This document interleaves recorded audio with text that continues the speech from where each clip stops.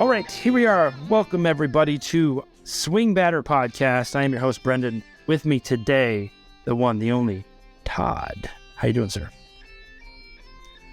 I shaved because I was so sick of not shaving. I had to, and now I'm wearing salmon. It's not pink, so I don't want to hear it.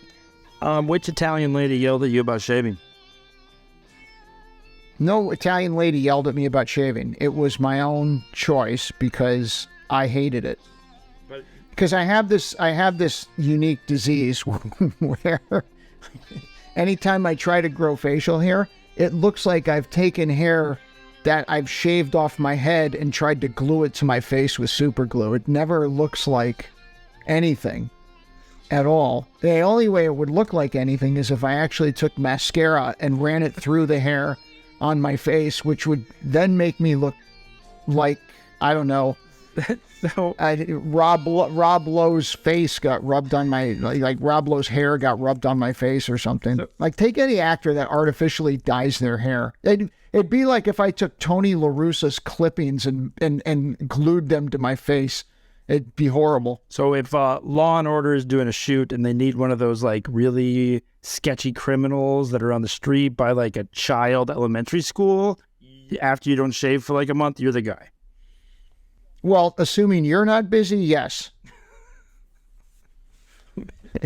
If you're locked up, then yeah, I'll do it. But my first choice would be you. Well, I mean, I've always wanted to star in some kind of a TV melodrama as the person in the hospital who walks by and does the whole butt, where you just like walk the spare butt. What do they call it? The butt guy, like walking by. The extra? Yeah, the extra. I don't want any lines. I just want to be in the background that walks by. Like I got that IV on a stand and I'm like lost. I'm just like lost walking around. Don't know what's going on. Because I think that's my future, like in my next 40 years here. I gotta be honest, that's probably your present. I would, a lot of people would take that. And then the co-host, while we're talking terrible facial hair, Dad, how you doing?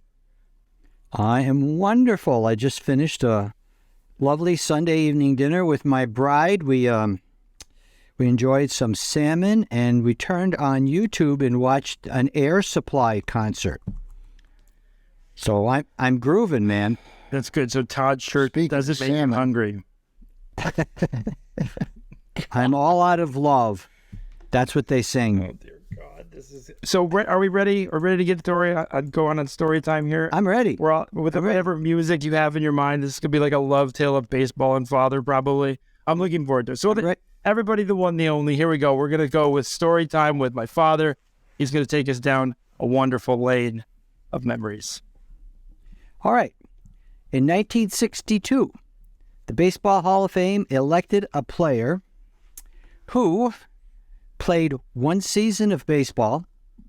In that season, he was hurt, and he only played in 42 games and batted .263. Never played again, never managed, never owned a team. That's my story as to why he's in the Hall of Fame. But before we get to the story, a commercial. The Frito-Lay's company has sent me a bag of flaming hot fries. They knew that we were getting together pretty well, so I'm going to crack these babies open. It's not been open yet, and I'm going to try their flaming hot fries, not the Cheetos. They're thin. They look like a fry. I just have a hunch there's no potato in here, but just a hunch. It's not as big as the Cheeto, but the burn is just as good. Very wonderful. And I have to say this as a disclaimer to our audience. When you eat anything like this, you got to have a paper towel. Because if not, everything you own, including your clothes, will be orange. Or in this case, I don't know what this color is. It's not salmon, but let's go back to our story. Baseball started in the 1880s, where our player comes from, okay? it started really when the owners formed a league, which became the major leagues. It had different names. The teams had different names in history. But once the major leagues were formed, they started keeping statistics. Now, I might be a little bit off on I like to be exact, but I'm not sure of the year. I believe it's 1884 that our hero played for the Toledo Red Stockings. Now, what made this unusual is our hero was black. His name was Moses Walker. He had gone to college, Oberlin College, University of Michigan, where he proved himself to be quite a good catcher. And so the Toledo Red Stockings signed him. And then when the major leagues were formed and they were taken into the major leagues, the reason people need to know about Moses Walker, he is actually the first black player in the major leagues. And he played one season. Now, a couple of things. Back then, catchers used no equipment. So they all got hurt. The fact that he was hurt was no big deal. They caught without gloves, okay? They had no shin guards or anything like that. But he was known as a really good defensive catcher when he could play. And his average at 263 sounds horrible, except records show us was the third highest average in the league that year. So Moses was actually quite a good player, but not really well accepted by teammates and opponents because of his color. His pitchers admitted they would purposely throw a pitch that was not called for just to see if they could hurt him. One time, the team they were playing against refused to take the field unless he was out of the lineup. So the racism was dripping. It was awful. It was horrible. He took abuse from teammates, opponents. And at the end of the year, the Toledo Red Stockings were dropped from the major leagues. And he never got to play again. Just a few years after that, a Hall of Famer named Cap Anson who was an incredibly outright racist, led a campaign that he would never, ever have to play against a black player again. And he got the owners to sign what is known historically as a gentleman's agreement, which said, we won't ever employ black players. And from 1884 to 1947, no black players played in the major leagues. The great black players that we never got to see, Josh Gibson, Buck Leonard, we got to see Satchel Paige only when he was 42. We missed him in his prime. They couldn't play for one reason. They were born black. It's a horrible smudge on our history, but to understand baseball history is to understand American history. So in 1962, the Major League Hall of Fame decided they'd recognize Moses Walker, and they inducted him into the Hall of Fame as the first black player ever. What makes the story kind of sad is that when Moses died in 1924, he was buried in an unmarked grave. And no one heard of him. No one knew where he was. It wasn't until 2016, 6 years ago, that a Baseball Historical Society raised enough money to give him a headstone.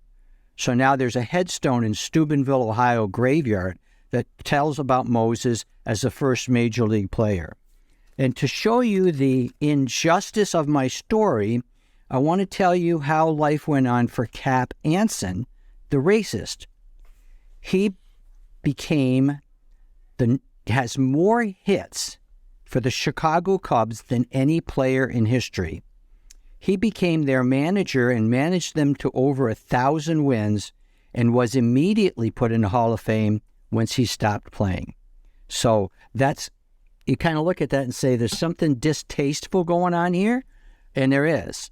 But I think everybody who loves baseball and recognizes baseball history should be aware of the name of Moses Fleet Walker, a college-educated man who was restricted from playing baseball. There's much, much more to his story, but not for tonight. They'll just give you the baseball part. And that's story time for tonight. That is not humorous. Not in a bit. You know what's fascinating to me about it is when you're looking at today's Hall of Fame votes and how we don't have certain people that the writers, obviously the writers are still the ones that vote. We don't have in the Hall of Fame that should be. That should be because of their history, to your point, of what they did in the time of the game. Very easy ones, in my opinion, are like a Pete Rose, for instance. And I'm sure there's, are we still on the fence with Barry Bonds? Like that's a no-brainer in my opinion. So there's people that these writers have decided, for better or for worse, that they're just not going to get in. And I think when you're looking at historical monuments or historical makers of the game, there's a lot more folks that should be honored because of what they were able to achieve or able to, in his instance, to be able to play that one season in Toledo. Now, there's great irony in all the Hall of Fames in that players who played the game well got put in the Hall of Fame without any regard to their personal lives. None. There are members of the Ku Klux Klan in the Hall of Fame, criminals, murderers. It doesn't matter. It's how they played the game. But lately, we've decided to put in a morals clause, excluding a few players from modern times because they broke the laws. Having watched and enjoyed baseball my whole life, I have a reality about baseball. Baseball from the beginning has been a game of cheating. You cheat until you get caught and get told not to do it anymore. Okay? Because in the beginning, spitballs were legal, throwing at people's head was legal, spiking people with your cleats. That was fine. Okay? Until finally somebody said, no, we're not going to do that anymore. Then they figured out ways around it, and they still do. They still figure out ways to go around it because it's just, if you're not cheating, you're not winning. Have anybody ever heard that? Many, many times. So I have been against Bonds and Rose going in the Hall of Fame, but I'm changing. I'm a little more in favor of Barry Bonds, although I don't like him as a human, but there's a lot of bad humans in the Hall of Fame because I think with Barry Bonds, he played in an era where everyone did that. He wasn't the only one on steroids, and his numbers are so ridiculously better than anybody who played at that time. I don't see how you can ignore him. He also never tested positive. I mean, you can say what you want about the guy, but he never tested positive. Didn't A-Rod test positive? A-Rod tested positive. Twice. Yeah. A-Rod tested positive for twice. A-Rod should be in the Hall of Fame. I think Bartolo Colon should be in the Hall of Fame. I think he's been popped twice. Was he? I think he was. He got popped twice. How do you... in his years? Well, if he's taking steroids, it's the biggest waste of steroids that I've ever seen. Well, holler at your boy for eating a tub of popcorn. But if you take steroids, aren't you? Somebody's taking steroids better than others. That must have been early on in his career. Yeah, I don't know. Like it, the idea of Cap Anson being responsible for the banishment of an entire race of people from baseball for such a long time is so stupid. I mean, like. Yeah. It's showing the nature of the country. I'll follow that up as sometime in a future story time about some of the heroes of integration in baseball that didn't play, but led to 1947 when Jackie Robinson could play. But I have a question off this topic. I know it's kind of a serious topic. I don't want to say it's sad. It's somber, but very serious. Todd, how are you going to do with Correa playing for the Twins this year? Well, I think it's a well-known fact that the Mets don't have plastic trash cans at their park, right? I don't know. I have to justify it in my head somehow, right? Because otherwise the cognitive dissonance won't allow me to actually cheer for the Mets, knowing that they're the bad guys. But I don't know. I don't like what the Astros did. I'm not under the illusion. I mean, it's like you said, the Astros got caught, were they the only team that was trying to steal signs? I mean, I legitimately thought stealing signs was part of how baseball worked. The guy on second is supposed to be stealing the signs. You know, the guy on first is supposed to be trying to figure out so that he can signal to the batter what's coming. You know, that's one of those things. I mean, listen, are you setting up a whole technical system where you're putting electrodes in the guy's pants and you're, you know, running a camera from the outfield and that type of thing? I think that's inevitable with the technology, and not justifying it at all. Do I think the Astros should have been, you know, something should have been done about their World Series title from that year? Maybe. I mean, if you're going to sit here and you hear people say stuff like, well, Barry Bonds didn't break the home run record, or McGwire didn't break the home run record because, you know, McGwire was using Andro, which he kept out in his locker. He just didn't think it was that big of a deal. I don't know. You know, you put the asterisks where you will. But as far as him with the Mets, you have to admit, Todd, if tomorrow they settle the dispute and he's a third baseman for the Mets, all of that's forgiven, right? Yeah, absolutely. Because I think it was a team effort. If Beltran is the manager instead of Showalter, that's probably going to make a big difference, right? You know, because now you're bringing in two of the guys, but it's, you know, one guy. It's not the whole team. I don't know. Brendan, you got an opinion on this? I'm still battling. I'm still going through the story that you told. Carrera, I mean, and the players that we have today are the players that we have today. But even the thing, if we were making, so this is where, again, a whole different world. It's a whole different world. It's something that's so foreign from a standpoint of, if you were to drop me back in that time, it's just not even, you know, everyone likes to say, I would have stood against this, I would have stood against that. I think we're more conformist than we are anything else. But the one thing I would say is that the salaries that you're talking about today, that this game has gone into, I couldn't even imagine. Again, the salaries back then, I don't think were life altering like they are today. But if they were even remotely changing people's lives, you're talking about, you know, a period of time where people, again, just because of race, could not do what other folks could do. And I like the way that you put baseball. Baseball is the history of America. You know, baseball was a sport that's been around and is a part of our tradition and is part of who we are, and it tells the ugly history with the good history. Like, it has redemption stories that, you know, bringing Jackie Robinson into the game and all of the people that fought for that, because it was quite a fight. But also it tells the ugly side of it, where, you know, people fought to not let a Jackie Robinson ever be in the game. So I to me, it's just it's remarkable to go back and visit that, and I think that that's the importance of the Hall of Fame. That story going into the MLB Hall of Fame and showing that history is really, really important. It's something that we can't lose with the kids, the next generation. It's so easy with all of the social media and the quick interaction, 5-second clips, and TikTok generation, as we all like to call it. It's good to go sit in that hot tub of just soak in what occurred, and to really, you know, just have a better understanding of our past, so we don't repeat it. It was an unbelievable world. I mean, can you imagine a world as late as the 1940s where the NBA was all white? Crazy, huh? Yeah. You know, that is, I mean. By the way, I was looking at saber.org for, he went by Fleet Walker.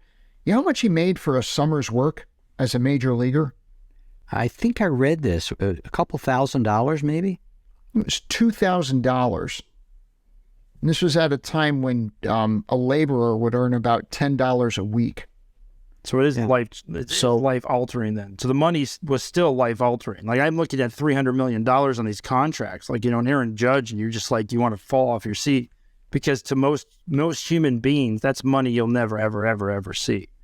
And so to have somebody that's touchable and plays a game and has, because of his talents, is making that money, the thing that shocks me when everyone talks about that player, I'm like, you have to understand there's an owner who owns the team who can afford to pay that person that much money, which means that they're paying a salary when that amount of money is not going to like hinder or destroy them. But $2,000, that's a wild. I mean, that's he made pretty good money actually, and even in the Negro leagues, the good players in the Negro leagues will tell their people that they made good money.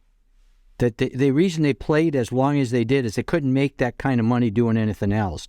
But they played 12 months of the year. When it got cold, they'd go down to Cuba or Puerto Rico and join the leagues down there, and they'd go on traveling teams. But they made good money playing baseball. Not what we think the good money is today, but better than their black brothers and sisters who are home trying to do in a factory, So Right.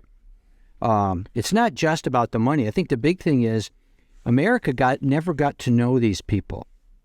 They just never heard of them, and they're really talented players who just we know about Cap Anson, for God's sakes, Nap LaJoie and other old timers who made the Hall of Fame. But there were really good players who were every bit as good as them that we never got to know. Just never got Probably in some cases better, and would have changed the face of baseball and who we considered to be great players at the time if they were given their chance. Yeah, Fleet Walker. It was interesting is that I'm reading his bio, and Fleet Walker killed a guy. Yeah, I told you there's more to the story. But what was interesting was that he fatally stabs this guy who was one of a small group of white guys that were hurling racial insults at him, and so he fatally stabs the guy, and he's found not guilty. Walker's arrested and found not guilty by a jury of 12 white men In the city of Syracuse. in the city of Syracuse, right? Yep. So. In the whole world, I think if you were to go back and say, okay, well, in 1891, there's going to be this black guy who's going to stab a white guy, and he's going to be on trial with a jury of 12 white guys. Yeah. Chances are, based on everything that I've heard and read, he's probably going to be a quick guilty verdict, but that's not the case. And I think that there's something positive. And after that, when he moved to Ohio, became a businessman. Right? And Tell him. he's a pretty savvy one at that. He owned a theater. He owned an opera house. He ran a printing company and had 4 patents on filmmaking. He owned 4 patents on making film because he ran a movie theater, and he got very good at that. He wrote a book. He is quite an interesting guy. And the first man to ever play Major Leagues. First black man. That would be now great. That's a movie pitch right there. It's a good motivation for all the people out there that are just starting the new year and they really haven't gotten off their ass yet. So just so you know, he started 4 businesses, wrote a book, and in an era of discrimination. So what are your excuses? We have this like wonderful thing called the interweb or something that you can make some money on and you could do some things. So if you're sitting at home, kicking a rock, talking about how the world's against you, there's a lot of great examples of people who said, nope, not today. And they just got up, got going every day, and were able to produce. And that's like, again, 4 businesses, restarting yourself. Wild, very inspirational. Yeah.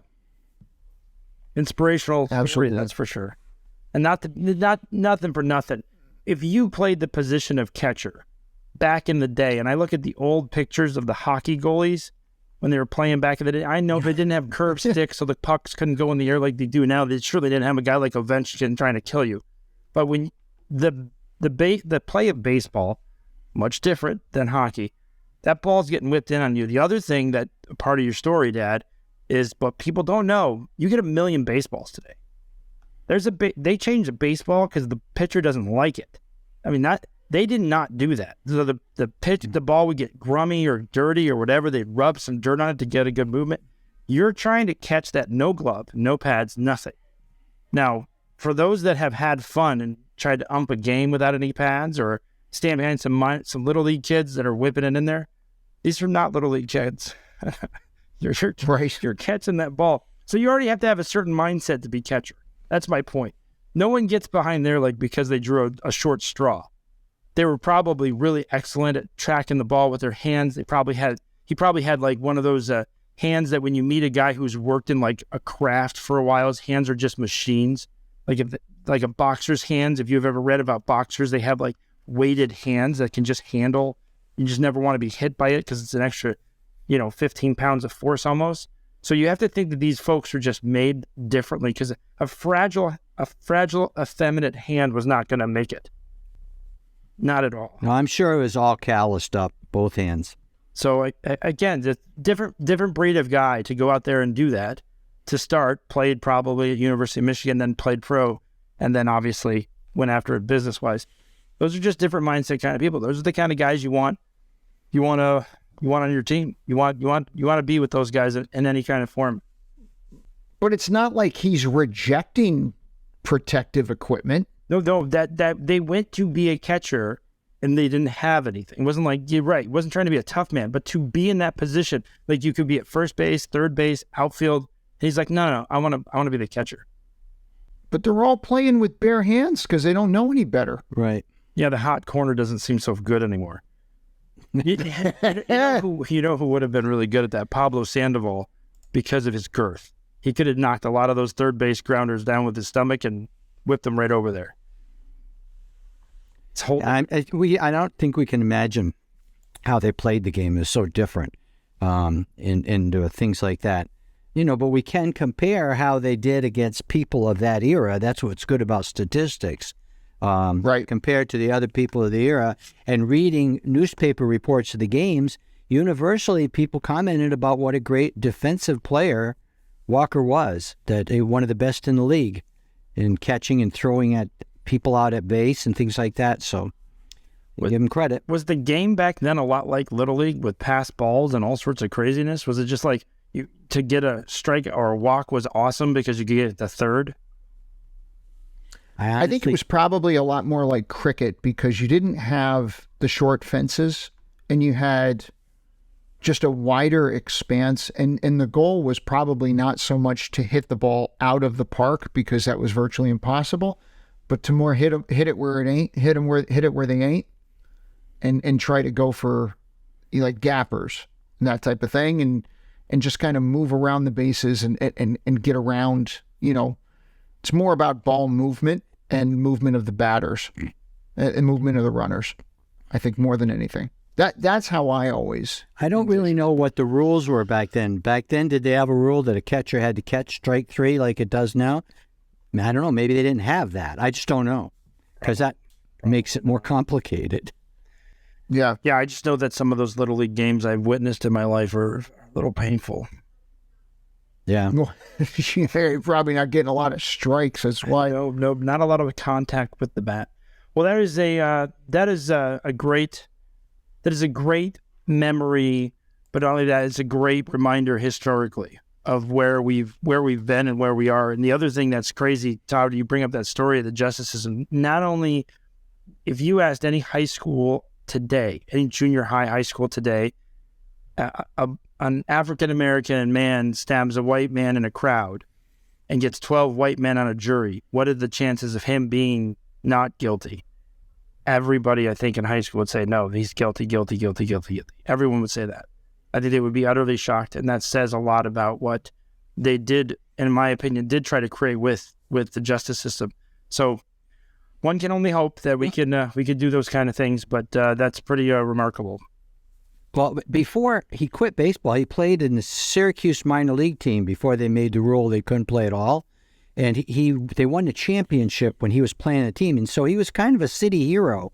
He was one of the team members that won the championship. So when he got arrested, there were a lot of people in the town who heard of him and liked him because they won the championship. I don't think that hurt him on the jury. So I don't know. Yeah, it makes sense. Are you saying this is similar to a Ray Lewis kind of a event? Oh, God. Allegedly. We had come so far and made so much progress in the last 25 minutes. And you've taken Moses Walker, and compared him to Ray Lewis. It's just shows you how bad my memory is. It's unbelievable. Your level of skill is unmatched. I'm always able to keep this podcast just at above ground level. Just always bring it up. I just want to nominate Ray. Listen to me.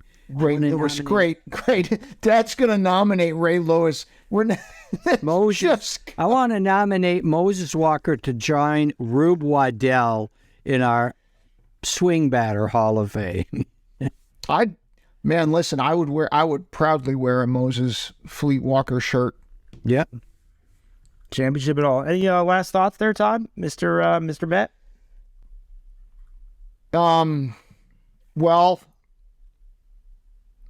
I really, I'm thinking about this Correa thing, and maybe he should go back to the Twins. I'm thinking that your catcher, if he ever batted 263, you may just have a party.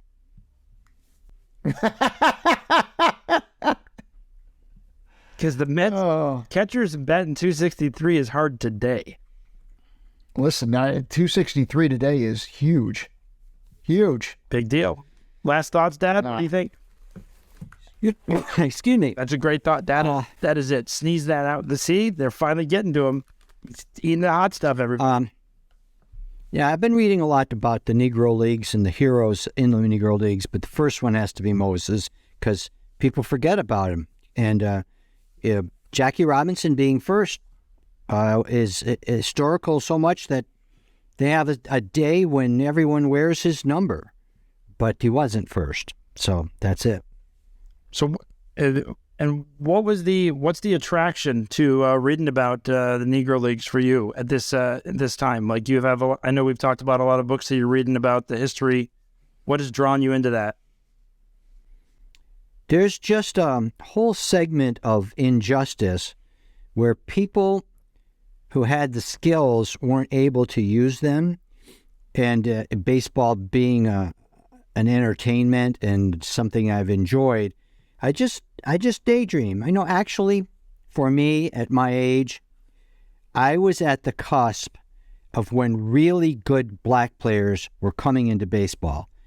Willie Mays, Hank Aaron, Roberto Clemente, Frank Robinson,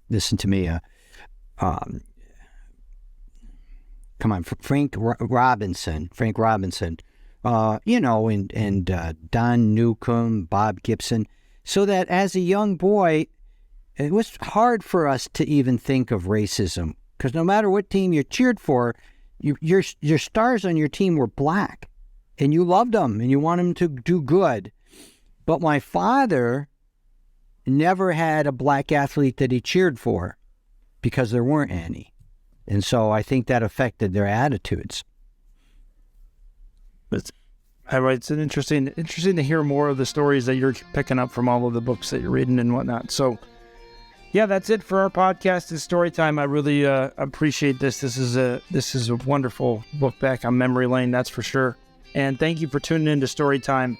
Hope you join us for our next podcast. And thank you very much again for tuning in this one. Just check us out at swingbatter.com. That's BADDER. And check out the website, get some merch. We got a new launch coming up shortly with the website. We're looking forward to it. And thank you again for joining us for this podcast.